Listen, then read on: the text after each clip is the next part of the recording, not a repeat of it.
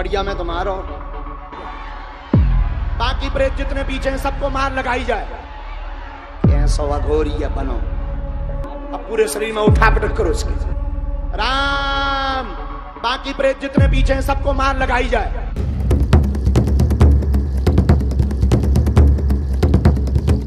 मध्य प्रदेश में छतरपुर जिले के ऐतिहासिक खजुराहो मंदिर दुनिया भर के लोगों का ध्यान खींचते हैं।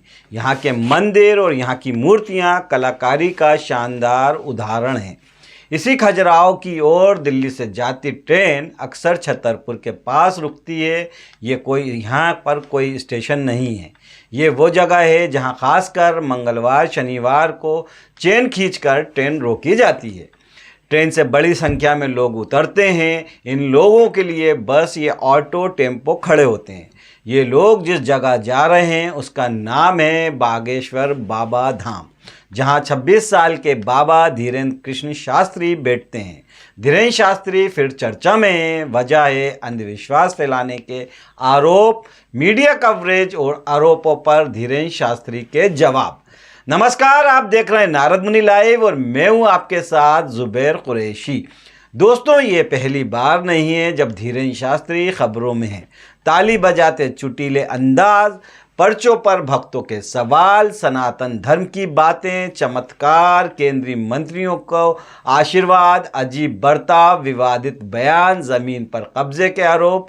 धीरेन्द्र शास्त्री की शख्सियत की कई परतें हैं। इस कहानी में हम ऐसे ही कुछ सवाल के जवाब तलाश करेंगे और कहानी के तलाशने की कोशिश करेंगे।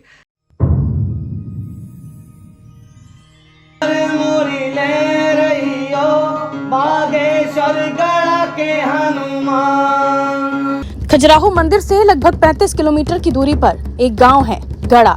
इसी गांव में राम कृपाल और सरोज के घर साल 1996 में धीरेन्द्र पैदा हुआ। धीरेन्द्र स्कूल के लिए निकलते लेकिन मंदिर पहुंच जाते। छोटी उम्र से ही धीरेन्द्र धोती कुर्ता पहनने लगे थे। स्थानीय लोगों का कहना है कि धीरेन्द्र बेहद गरीब परिवार से थे। परिवार कई बार मांगकर खाना खाता था। धीरेन्द्र शास्त्री की वेबसाइट के मुताबिक धीरेन्द्र शास्त्री का बचपन तंगहाली में बीता है। कर्मकांडी परिवार था। पूजा पाठ में जो दक्षिणा मिल जाती उसी से 5 लोगों का परिवार चलता। धीरेन्द्र कुल 3 भाई बहन हैं। धीरेन्द्र सबसे बड़े हैं। बहन रीता गर्ग और शीला ग्राम गर्ग धीरेन्द्र के बहन और भाई हैं। बहन की शादी हो चुकी है और भाई आश्रम का काम देखते हैं। गड़ा में धीरेन्द्र की उम्र के लोग बताते हैं कि ज्यादातर तो वो पंडिताई ही किया करते थे, पर हाँ कभी कभार बैट बॉल भी खेलते थे। 8वीं तक की पढ़ाई गड़ा के सरकारी स्कूल में हुई। धीरेन्द्र के दादा सेतुलाल गर्ग भी पूजा पाठ और धार्मिक काम करते थे। दादा से पंडिताई के गुण धीरेन्द्र ने सीखे और कम उम्र से ही पंडिताई करने लगे। एक वीडियो में धीरेन्द्र शास्त्री बताते हैं कि हमें लगातार 3 बार सपने में हमारे दादाजी महाराज आए। हमसे अज्ञातवास पर जाने के लिए कहा। तब हम नहीं जानते थे कि अज्ञातवास क्या होता है। फिर हमें पता चला कि पांडवों ने भी किया था। तब हमें समझ आया कि अज्ञातवास से भी भगवान का आशीर्वाद प्राप्त हो सकता है। हम जब अज्ञातवास से लौटे तो दरबार लगाने लगे। लोगों का साथ मिलता रहा। धीरेन्द्र शास्त्री के साथ स्कूल में पढ़े एक शख्स ने बताया कि स्कूल में धीरेन्द्र एक क्लास मुझसे छोटा था। मालूम नहीं था कि 10वीं पास हुआ या नहीं। पहले तो वही घुमा करता था। पढ़ाई में भी कोई बहुत कुछ खास नहीं था। कहता था कि बड़े होकर धंधा करना है। फिर पता नहीं कहां 1 साल के लिए गायब हो गया था। लौटा तो अलग ही था।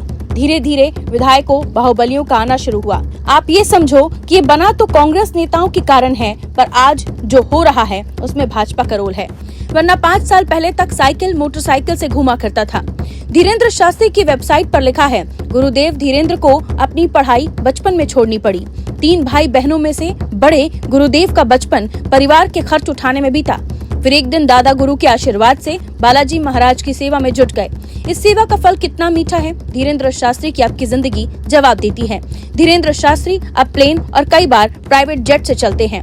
भारत से लेकर लंदन तक उनका सम्मान होता है। जब धीरेन्द्र शास्त्री कहीं निकलते हैं तो दर्जनों गाड़ियों का काफिला साथ चलता है। लेकिन ये सब संभव कैसे हुआ? गड़ा में धीरेन्द्र शास्त्री का जहां दरबार है उसी के पास एक प्राचीन शिव मंदिर है। इसी मंदिर में एक सन्यासी बाबा होते थे जिनकी विरासत और आशीर्वाद को आगे बढ़ाने की बातें धीरेन्द्र शास्त्री करते दिखते हैं। इसी शिव मंदिर परिसर में बालाजी का भी एक मंदिर है जिसे देखने पर यह पता चलता है कि नया निर्माण है। ऐसे वीडियो भी उपलब्ध हैं जिसमें देख सकते हैं कि कुछ साल पहले तक इस जगह पर शिव मंदिर तो था, लेकिन बालाजी का मंदिर अभी जैसे नहीं बना था। धीरेन्द्र इस जगह से कुछ दूरी पर बैठते हैं। चंदला विधानसभा के पूर्व विधायक और मौजूदा बीजेपी विधायक राजेश प्रजापति के पिता आरडी प्रजापति ने बीबीसी हिंदी से बात की। आरडी प्रजापति धीरेन्द्र शास्त्री के खिलाफ पहले भी मुखर रहे हैं और आरडी प्रजापति कहते हैं इस जगह पर शंकर जी का मंदिर था, बगल में हनुमान जी की मूर्ति थी। धीरेन्द्र के बाबा यहाँ पूजा किया करते थे। इन लोगों के पास घर द्वार कुछ नहीं था।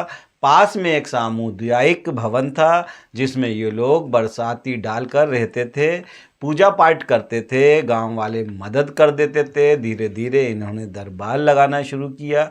कई मौक़ों पर धीरेन्द्र शास्त्री ने राम भद्राचार्य जी महाराज को अपना गुरु बताया है। राम भद्राचार्य बचपन से ही नेत्रहीन हैं और उनके भक्तों में यूपी के सीएम योगी आदित्यनाथ जैसे लोग भी शामिल हैं। जिस तरह भारत में इंटरनेट का इस्तेमाल बढ़ा, उसका फायदा धीरेन्द्र को भी मिला। धीरेन्द्र के वीडियो यूट्यूब, व्हाट्सएप और फिर संस्कार चैनल के जरिए बड़ी संख्या में लोगों तक पहुंचे। सोशल मीडिया ने भी अहम भूमिका अदा की। आज धीरेन्द्र के ज्यादातर वीडियो पर लाखों व्यूज हैं। यूट्यूब पर 37 लाख से ज्यादा सब्सक्राइबर और 3 साल में व्यू 54 करोड़ से ज्यादा हैं। फेसबुक पर बागेश्वर धाम के 30 लाख, ट्विटर पर 60,000 और इंस्टाग्राम पर 2 लाख से ज्यादा फॉलोवर हैं। धीरेन्द्र शास्त्री और बाबा बागेश्वर धाम की टीम इंटरनेट को कितना समझती है, कुछ उदाहरण बाबा बागेश्वर धाम की वेबसाइट गूगल सर्च को ध्यान में रखकर डिजाइन हुए हैं।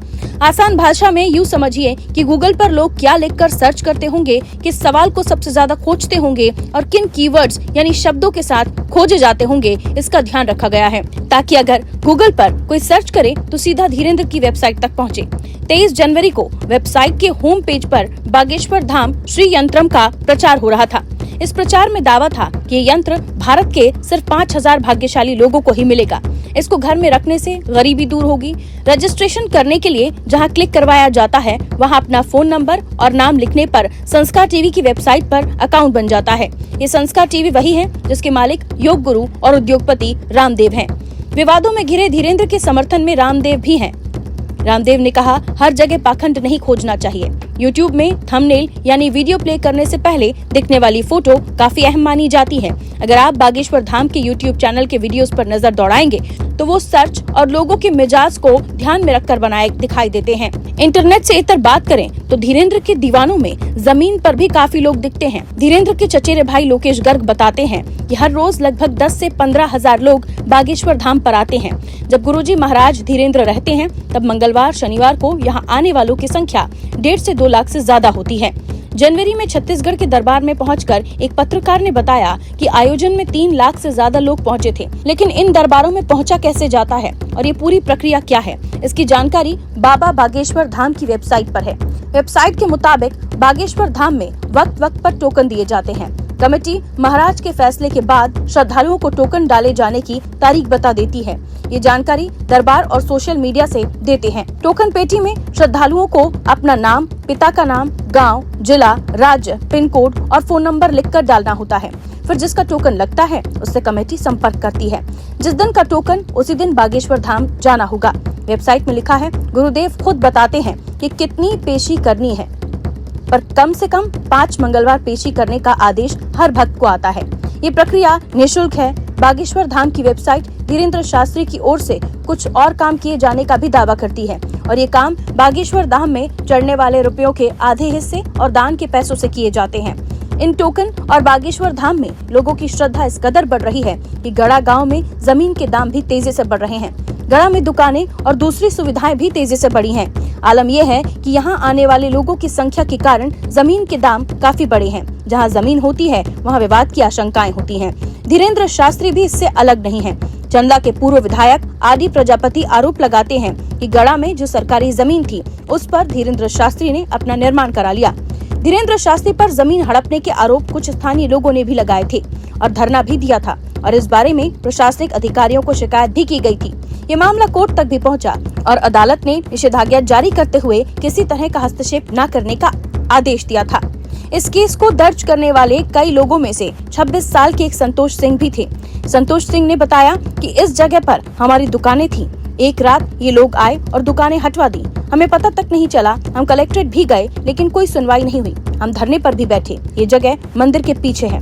फिर अभी कुछ दिन पहले हमने इन लोगों से कहा कि जमीन हमें दे दो और रजिस्ट्री हमारे नाम कर दो। इसलिए अब हमारे पापा, चाचा लोगों ने लगभग 30 लाख रुपए में ये जमीन बेच दी है। धीरेन्द्र की वेबसाइट पर पर्यावरण रक्षा के लिए पेड़ पौधे लगाए जाने की बातें दिखती हैं, लेकिन गढ़ा में ही उन पर पर्यावरण को नुकसान पहुंचाने के आरोप भी हैं। गढ़ा में एक तालाब है और साथ ही मंदिर के पास शमशान भी था। आरडी प्रजापति आरोप लगाते हैं, गांव में एक तालाब था, शमशान जहां मुर्दे जलते थे उस पर कब्जा कर लिया। गांव के सामुदायिक भवन पर भी कब्जा किया गया है। ये ऐसा इलाका है जहां कुरीतियाँ और अंधविश्वास आज भी हैं। 5 रुपये के लॉकेट को 5,000 तो कभी 51,000 में देना शुरू किया। ऐसे ही करोड़ों में खेल गए। इस तरह से इनका व्यवसाय चलने लगा। धीरेन्द्र के चचेरे भाई और उनकी टीम के अहम सदस्य लोकेश गर्ग कब्जे के आरोपों को खारिज करते हैं। लोकेश बीबीसी हिंदी से कहते हैं, शमशान की ज़मीन और तालाब आज भी हैं। स्वच्छ भारत अभियान को ध्यान में रखते हुए हमने शमशान की ज़मीन की सफाई करवाई थी। हम जहां रहते हैं वो जगह भी हमारे दादाजी ने बनवाई थी। रही बात अंधविश्वास की, तो लोग खड़े करते हैं किसी को भीड़ में से। हम थोड़ी कहते हैं कि इसको उठाओ या उसको उठाओ। ये तो बालाजी की कृपा है। गढ़ा से निकलकर अब दूसरे शहर में नौकरी कर रहे एक व्यक्ति बीबीसी हिंदी से कहते हैं, इन लोगों के पास इतना पैसा और ज़मीन कहाँ थी कि ये लोग सामुदायिक भवन बनवा दें। अगर इन लोगों ने नीचे वाले फ्लोर पर पुताई वगैरह नहीं करवाई होगी तो अब भी दिखा जाएगा कि वो सरकारी जगह है। ज़मीन से जुड़े विवादों पर लोकेश कहते हैं, जब कोई आगे जाता है तो उसके पीछे कोई ना कोई षड्यंत्र रच ही दिया जाता है। जो ज़मीन है वो मंदिर के लिए पहले से ही थी। कोई विरोधी होता है, उनके कहने पर कुछ लोग बोल रहे थे, पर जब सच पता चला तो वो लोग पीछे हट गए। गढ़ा में बढ़ते व्यापार और बाजार पर धीरेन्द्र शास्त्री का कितना दखल है, कुछ स्थानीय लोगों ने इसी जनवरी 2023 का एक वाकया बताया। गढ़ा की दुकानों में पानी की सप्लाई पास के एक इलाके से होती है। पानी की एक बड़ी कैन 20 रुपए की होती है। आरोप है कि धीरेन्द्र शास्त्री की टीम के लोगों ने 20 रुपए की एक कैन पर 5 रुपए कमीशन मांगा था। गढ़ा गांव के एक व्यक्ति बताते हैं, इस बारे में स्थानीय लोगों ने सोशल मीडिया पर पोस्ट लिखी। तब जिन लोगों से विवाद हुआ था उन्होंने माफी भी मांगी, पोस्ट भी डिलीट करवाई। महाराज जी का भी फोन आया तो ये विवाद अब सुलझ गया। हमने इन सभी आरोपों पर धीरेन्द्र शास्त्री से भी बात करने की कोशिश की, लेकिन उनकी टीम के एक सदस्य ने बताया, महाराज जी अभी बाहर है, जब धाम पर लौट आएंगे तभी बात हो पाएगी। धीरेन्द्र के दरबार में जाने वाले और भक्तों की लिस्ट में सिर्फ आम लोग शामिल नहीं हैं। ये लिस्ट छतरपुर के स्थानीय नेताओं में कांग्रेस विधायक आलोक चतुर्वेदी से शुरू होती है, जिनकी धीरेन्द्र शास्त्री के आगे बढ़ने में अहम भूमिका बताई जाती है। फिर इस लिस्ट में कैलाश विजयवर्गीय, महाराष्ट्र के डिप्टी सीएम देवेंद्र फडणवीस, मध्य प्रदेश के गृह मंत्री नरोत्तम मिश्रा और नितिन गडकरी, गिरिराज सिंह जैसे केंद्रीय नेताओं के नाम भी आते हैं। नेता जब धीरेन्द्र के दरबार में जाते हैं तब सिर्फ तस्वीरें आती हैं, लेकिन जब आम लोग दरबार में जाते हैं तब कई तरह के वीडियोस सामने आते हैं। लगभग सभी वीडियोस में श्रद्धालु धीरेन्द्र के लिखे पर्चे, बताए सवाल और समाधान से संतुष्ट दिखते हैं। धीरेन्द्र इनसे पूछते भी हैं कि धाम में आने के बाद कितनी जिंदगी बदली। सभी लोग हाँ में जवाब देते हैं। अंधविश्वास फैलाने के आरोप हाल के दिनों में तब और बढ़ गए जब अंधश्रद्धा निर्मूलन समिति के श्याम मानव ने धीरेन्द्र शास्त्री को उनके चुने हुए लोगों के बीच चमत्कार दिखाने की चुनौती दी। श्याम मानव ने कहा था कि अगर धीरेन्द्र ऐसा करते हैं तो वो उन्हें 30 लाख रुपए देंगे। इस ऐलान के बाद धीरेन्द्र के 2 दिन पहले ही अपने दरबार खत्म करने की बातें कही गयी। हालांकि धीरेन्द्र शास्त्री ने इस पर कहा कि कार्यक्रम को 2 दिन पहले खत्म करने की योजना पहले से थी। श्याम मानव की चुनौती और केस दर्ज करने की खबरों ने लोगों का ध्यान धीरेन्द्र पर और ज्यादा खींचा। धीरेन्द्र पर भारतीय मीडिया की कवरेज शुरू हुई। धीरेन्द्र भी पत्रकारों को इंटरव्यू और पत्रकारों के चुने लोगों के पर्चे पढ़ने लगे। छत्तीसगढ़ में धीरेन्द्र के 20 जनवरी के कार्यक्रम में कई पत्रकार शामिल हुए। पत्रकारों के सामने अपने आप को साबित करने की कोशिश करते धीरेन्द्र के कई वीडियो भी वायरल हुए। धीरेन्द्र ऐसे ही एक रिपोर्टर से भक्तों की भीड़ में बैठे किसी फरियादी को चुनने के लिए कहते हैं। इस दौरान धीरेन्द्र अपने पास पर्चा लिखने लगते हैं। जब रिपोर्टर महिला को चुनकर लाती है तो बताने से पहले ही धीरेन्द्र महिला की समस्या को पर्चे पर लिखकर दिखा देते हैं। धीरेन्द्र का एक खास तरीका है जो मन से हमेशा दिखता है। वो ज़्यादातर मौक़ों पर किसी दिलचस्प बात को कहने के फ़ौरन बाद ताली बजाते हैं, जय राम बोलते हैं। कई बार वो श्रद्धालुओं से बात करते हुए बेरुखी भी अपनाते हैं। अपनी सभा में धीरेन्द्र शास्त्री भूत प्रेतों का इलाज करने का भी दावा करते हैं। वो मन से बुदबुदाते हैं, फूंक मारते हैं, भीड़ से चिल्लाने की आवाज़ आती है और भीड़ से उठते आदमी औरतें चीखते नज़र आते हैं। धीरेन्द्र कहते हैं इनको और चिमटे मारे जाएं, जंजीर से जकड़ा जाए।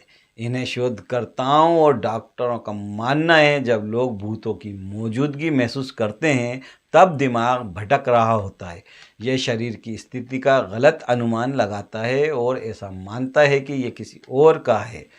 धीरेन्द्र बार बार जोर देते हैं हम कोई चमत्कार नहीं करते, ये बालाजी की कृपा है, जो करते हैं वही करते हैं। हम थोड़ी बता रहे हैं, बालाजी बता रहे हैं। धीरेन्द्र सिर्फ श्रद्धालुओं की समस्याओं पर ही बात नहीं करते हैं, वो फिल्म कश्मीर फाइल, पठान से लेकर हिंदू राष्ट्र और सनातन धर्म की बातें भी करते हैं। इसी क्रम में धीरेन्द्र का ताज़ा बयान 23 जनवरी का है। धीरेन्द्र ने कहा, नेताजी सुभाष चंद्र बोस ने नारा दिया था, तुम मुझे खून दो मैं तुम्हें आज़ादी दूंगा। हमने आज भारत के इतिहास में नया नारा बनाया है, तुम मेरा साथ दो, हम हिंदू राष्ट्र बनाएंगे। भारत के लोगों, अब चूड़ियाँ पहनकर घर में मत बैठो। ये केवल बागेश्वर धाम पर उंगली नहीं उठाई है, ये प्रत्येक सनातनी पर उंगली उठाई गई है। भारत के जितने भी हनुमान भक्त हैं सब पर FIR होनी चाहिए। सब अंधविश्वासी है, फिर तो एक लोग तुम्हारा थोबड़ा कैसे लाल करेंगे हनुमान। प्रत्येक व्यक्ति और जो भी वो अमुक हैं तथाकथित, उनसे आई रिक्वेस्ट कि हम बीच में कथा छोड़कर भागे ये बोलना बंद कर दें। अच्छा, मान लो कोई न्यूज चैनल सनातन के खिलाफ लिखेगा तो उसको बाइकाट कौन कौन करेगा? 4 मई 2022 में धीरेन्द्र शास्त्री का एक वीडियो वायरल हुआ था। वीडियो में एक शख्स धीरेन्द्र के पैर छूते दिखता है। धीरेन्द्र उसे रोककर कहते हैं, छूना नहीं हमें, अछूत आदमी है, जय हो। इस पर लोगों ने आरोप लगाया कि धीरेन्द्र छुआछूत में यकीन रखते हैं। हालांकि धीरेन्द्र इस पर बोले, हम बाबा जी का मुकद्दर लिए होते हैं, हम छुआछूत से बचते हैं। बहुत से लोग मदिरा पान करके या प्याज लहसुन वगैरह खाकर आते हैं, हम सब में राम रखते हैं, तो फिर हम राम जी से प्रणाम कैसे करवाएं? हम उस दरबार से उठे हैं जहां ना कोई छोटा है और ना कोई बड़ा। कई बार धीरेन्द्र अपने मंचों से मुसलमानों पर अलग तरह की प्रतिक्रिया देते हुए भी दिखे हैं। वो घर वापसी की बात भी करते हैं। शायद आप सोच रहे होंगे कि धीरेन्द्र जो करते हैं वो असल में है क्या? इस सवाल के कई जवाब है। धीरेन्द्र से पूछेंगे तो जवाब मिलेगा, हम कुछ नहीं कर रहे, सब बालाजी कर रहे हैं और हमसे करवा रहे हैं। श्रद्धालुओं से पूछेंगे तो जवाब मिलेगा, चमत्कार है। विज्ञान, मनोवैज्ञानिकों और जादूगरों से पूछेंगे तो जवाब बिल्कुल अलग मिलेगा। एक कला होती है जिसका नाम है मेंटलिज्म। इसे माइंड रीडिंग यानी दिमाग को पढ़ना भी कहते हैं। इस कला को जानने वाला इंसान सामने वाले के हाव भाव, शब्दों के इस्तेमाल, बोली के आधार पर सामने वाले के दिमाग को पढ़ सकता है। इसी कला की एक कलाकार और यूट्यूबर मुंबई में रह रही सुहानी शाह है। वो इन दिनों टीवी चैनलों पर भी दिखी। सुहानी अपने यूट्यूब वीडियो और शो में बिना सामने वाले के कहे उससे जुड़ी कुछ बातें बता देती हैं। सुहानी शाह कहती हैं, जादू के अंदर कई जोनर होते हैं, मेंटलिज्म भी उसी में से एक है। मैं 32 साल की हूँ और 7 साल की उम्र से जादू के ट्रिक्स कर रही हूँ। बीते 10 सालों में मेंटलिज्म कर रही हूँ। मेंटलिज्म में कई तकनीक होती है। कई बार आंखों की मूवमेंट, हाव भाव, बोलने के तरीके से सामने वाले की बातों को जाना जा सकता है। ये पूरी कला लोगों के दिमाग के आसपास होती है। धीरेन्द्र के कार्यक्रम और कृपा से लोगों के भला करने की बात पर सुहानी शाह असहमति दर्ज कराती हैं। वो कहती हैं, सनातन धर्म कहता है कि सच बोलना चाहिए, तो अगर कोई झूठ बोल रहा है तो ये गलत है। हनुमान जी हम सब के भगवान हैं और हम सब पर उनकी कृपा है। अगर धीरेन्द्र किसी का दिमाग पढ़ पा रहे हैं तो ये एक ट्रिक है और उन्हें इसे ट्रिक ही बोलना चाहिए। धीरेन्द्र जो करते हैं, आप मेरे वीडियोस देखेंगे तो हम उससे कहीं आगे की चीजें करते हैं। हम जिसे कला बोलते हैं, धीरेन्द्र उसे चमत्कार बोलते हैं। यूपीएससी कोचिंग के जाने माने टीचर डॉक्टर विकास देवकीर्ति भी अपनी क्लास में दूसरे के दिमाग की पढ़ने की कला पर कहते हैं, साइकोलॉजी में कई लोग होते हैं जो उस लेवल पर पहुंच जाते हैं जो आंख देखकर पूरा टटोल लेते हैं, सामने वाले के मन में क्या चल रहा है ये बता देते हैं। हमने सुहानी से पूछा कि क्या वो किसी ट्रिक को बता सकती है जिसे लोगों को समझाया जा सके और वो खुद ये करके देख सके। सुहानी बोली, मैं नहीं बता सकती कि धीरेन्द्र क्या कर रहे हैं, क्योंकि अगर ऐसा करती हूँ तो उस ट्रिक को मार दूंगी। ये मेरी नहीं, उस कला की ट्रिक है।